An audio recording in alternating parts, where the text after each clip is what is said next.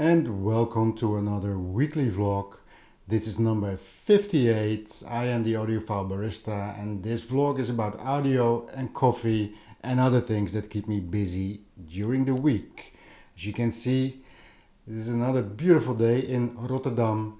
I have a few interesting things for you today. I hope you'll find it interesting, and we'll start with something coffee related.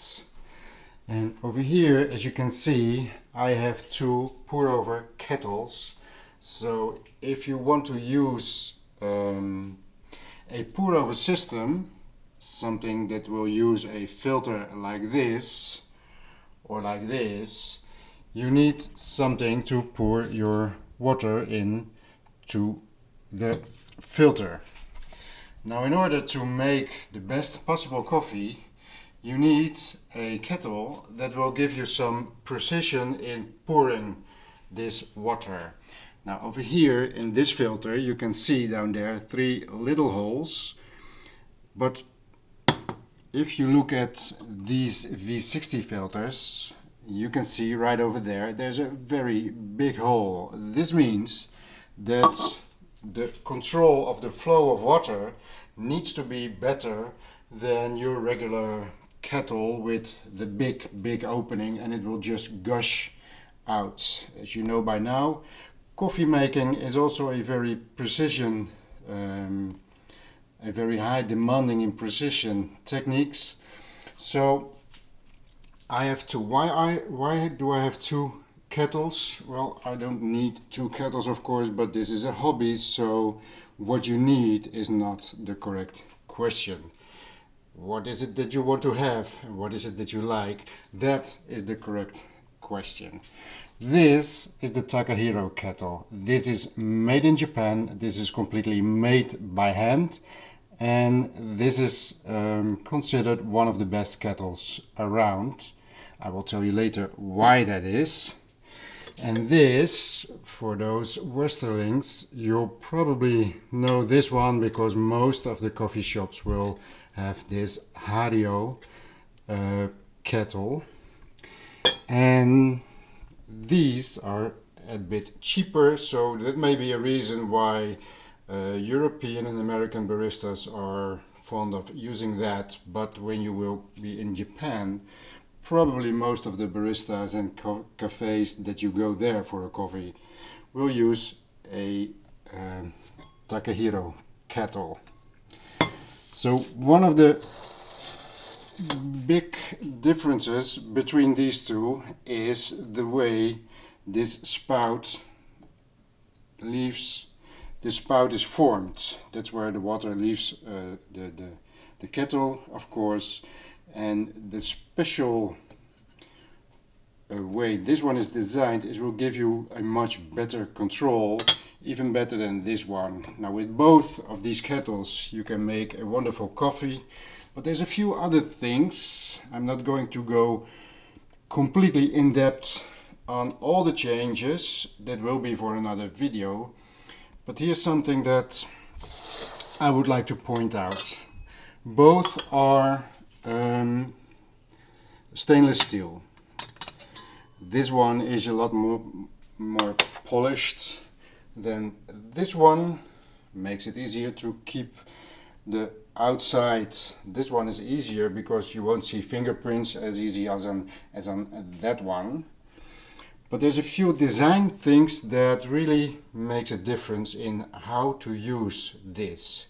Now this, if you look at the bottom, this is just the top and the bottom pressed together in a machine, and if you look at the inside, let me see if I can, the ring right over there will give you a space where water can creep in, and there's no way you are going to clean that because it's a ridge and it's tiny, and it's there because this is just pressed metal. And over here, if you look at this line, it will flow over here, and under here is a ridge. Also, this is just because it is pressed that way, but under here can come all kind of dirt and water and whatever you are using, and later on with your next cup of coffee it could be dripping into your fresh water and then out into your fresh coffee. So this is much more difficult to clean. Now if you keep a regular cleaning schedule for these kind of materials, that's not a problem. And one last thing, let me see if I can get a good picture for that. Over there you can see that round hole, that is where the spout is connected, and this is just pressed in there, so that's another ridge that can get dirty and is completely difficult to clean. Now let's have a look at the other one. This is not pressed metal. As a matter of fact, these are a bottom and a kettle that are welded together, and the weld is right over here. You can't almost see it because of the quality of the craftsmanship, but you see there is a line there, and if you look inside there is no ridge that can get dirty. And if you look at this line, it doesn't go in with the ridge over here, it is going outside, so the ridge is on the outside, which is much better for cleaning. And if we have a look at, there's the hole for the spout, that is just pressed to the outside, so that's another spot where you don't have a ridge that can get dirty or something like that. And another thing is, this is the one that belongs right over here. It has some holes for ventilation, and it's just a round circle, nothing to it. So this means that if you start pouring, you will see it won't fall out, but it feels like a little bit flimsy. Now this one is not completely round because it has this little ridge right over there that you put on the rear, and this means you do not have that flimsy feeling. Now if you turn it upside down, both will fall out, but it's just little things like this that made it worth for me to also buy this very expensive Takahiro kettle instead of only using this one. And so now I have two of them, and I think in this hobby for me it's worth, because I have to use this thing every day or every few days, at least every week I'm making a pour over coffee, and I love the craftsmanship on this kettle, and that's why I like to use it. It is crazy. I will make a video and I will show you how slow you can pour and how long it will take to fill 1 cup of water with water. It is not possible to do the same thing with this spout, but that is for another video. Okay, that's the first thing that I wanted to share with you today. Now the other thing you'll be probably expecting, for I've been talking about this last time, I had ordered a S.M.S.L AD-18 and it arrived. It is right over here. This is the box that it came in.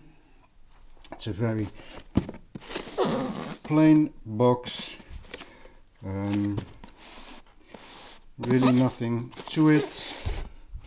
And this thing is amazing. If I get my hand next to it, this is really tiny.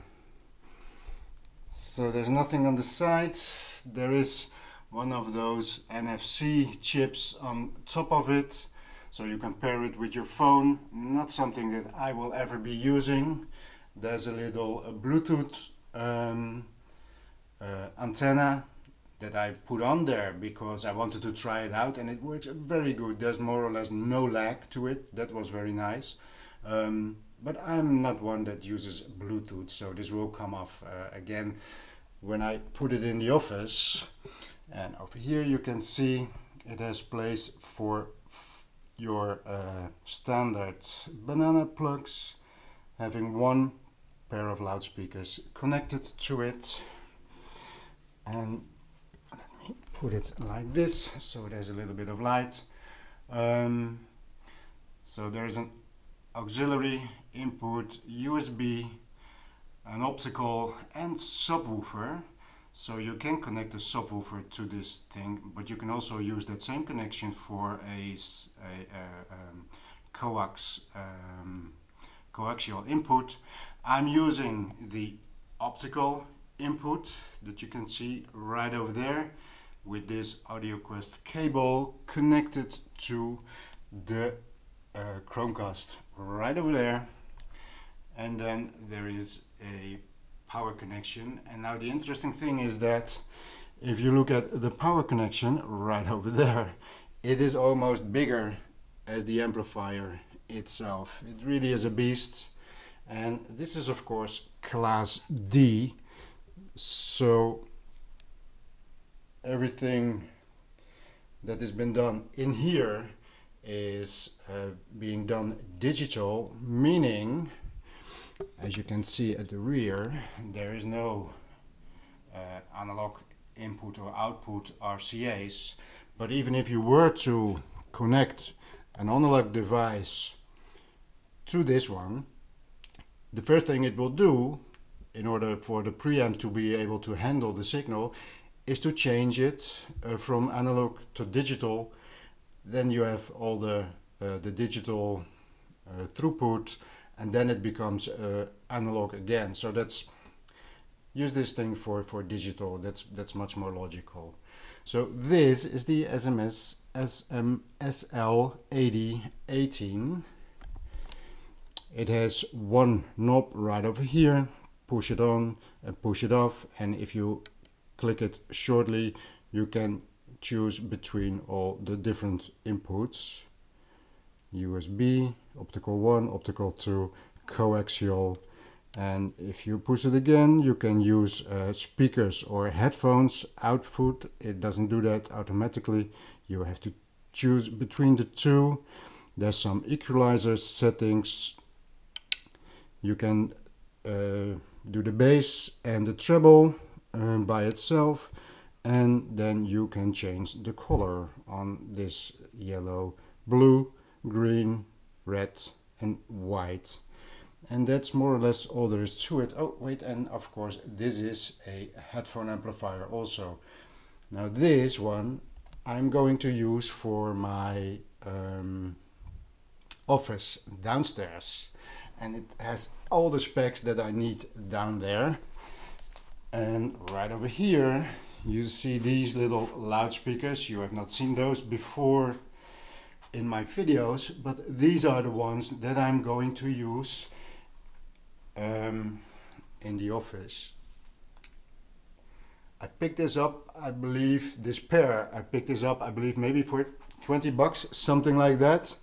These are the ELAC BS52s, a 6 ohm, 50 watt loudspeaker, nice set of connectors, and this is actually pretty sturdy. This is not the cheap particle wood that you would expect. This is more quality than you would seem. Now last week I told you Andrew, he was coming by, and I had this set up, so the two ELACs and this little thing, and I played some music for him, and he was amazed. It was interesting because the first thing he said, well, is it connected to the Oscillias? I said, no, it's just the ELAC loudspeakers. Well then, is it, but then the subwoofer must be connected. No, it's not.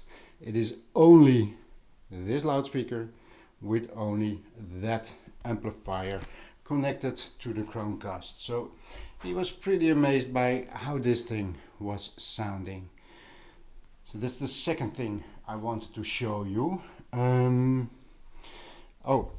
Shortly, I've shown you, this is framed, I have multiple copies. I've shown you this album. I've played it for you a few times from The Frog, and actually one of you guys has bought this album from Discogs, and he is enjoying it very much, which makes me very happy, of course. And this one is framed. This document, it is called, is a live album from The Frog. These are the two albums that they made in this configuration. And if you want to have a listen to this album, this is on most of the streaming services. I've seen it on Tidal and I've seen it on Spotify. So give it a listen. It is a bit different than this album.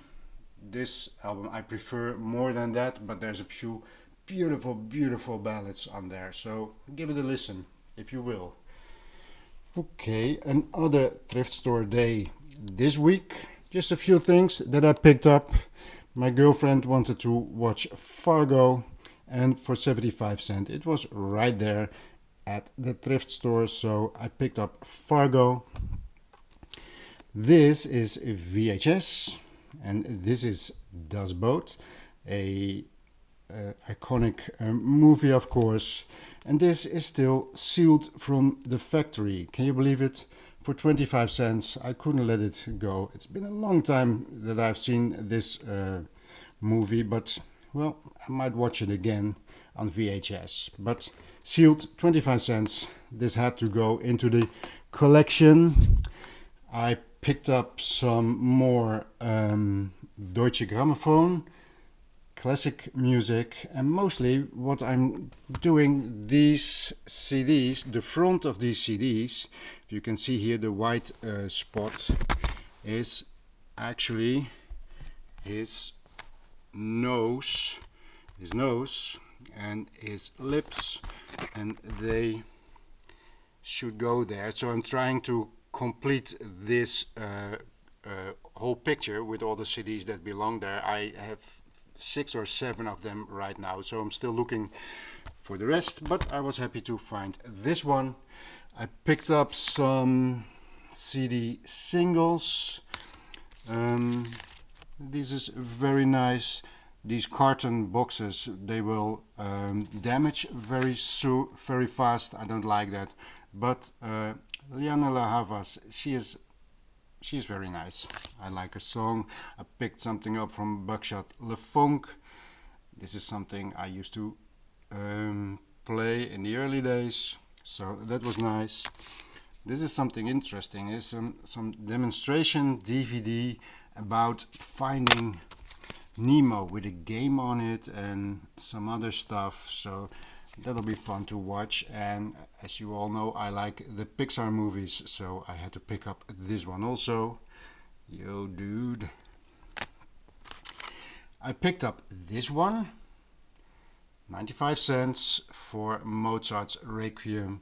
I have about 4 or 5 different Requiem from Mozart. Is that the correct way to say it? That's a beautiful piece. I like that. And I picked up this one. Now this is not something that I would normally buy at full price, but for 75 cents, this is a nice album, and I picked it up. Lorde, and something like number 3 over there, Royals, is actually a very, very nice number, so couldn't let that one go. Then 2 records, Chopin Nocturnes, something for Sunday mornings, another Deutsche Grammophon, very nice. And this is interesting.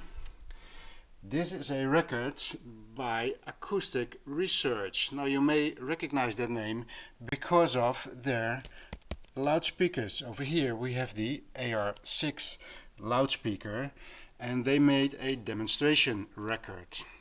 Apparently this is volume 1. I had never heard of it.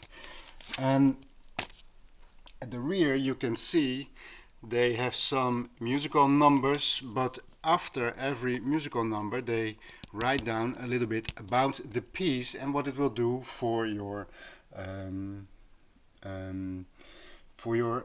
sound installation, your hi-fi setup. So for example, right over here, the transparency of the recording permits the listener to observe the characteristic timbre of each instrument. The trumpet, the bassoon and percussion are particularly prominent. So it gives you a little bit of information about what kind of thing to look for when you're listening to your system on this record, and this was released in 1976. So that is quite some time ago, but I was very happy to find something by such a well-known audiophile company. And then over here, this is becoming a very long video.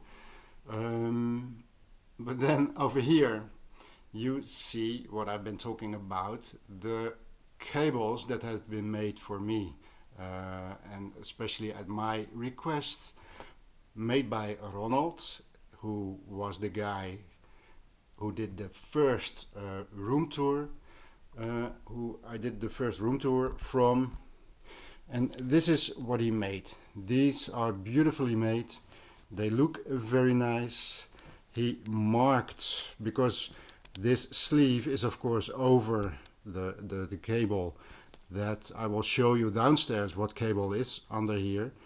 But over here you will see these green marks. It means that this side, this connector, should be on the receiving end. So if you have a CD player going from there to the amplifier, this is the one side that should go on to the amplifier. And it has these connectors. Can I do this with one hand? If you do this like that, they will tighten onto your amplifier. So that's a very nice system. I believe for a long time Furitech has been using these connectors also.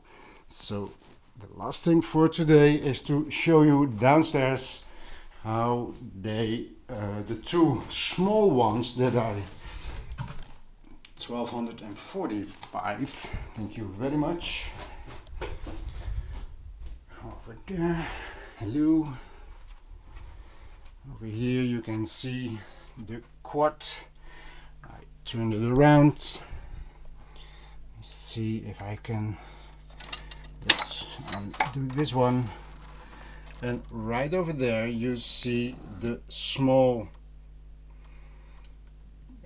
cable going from the top, which is the preamp, to the middle, which is the tuner, and next to that you see the other cable which goes from the preamp out to the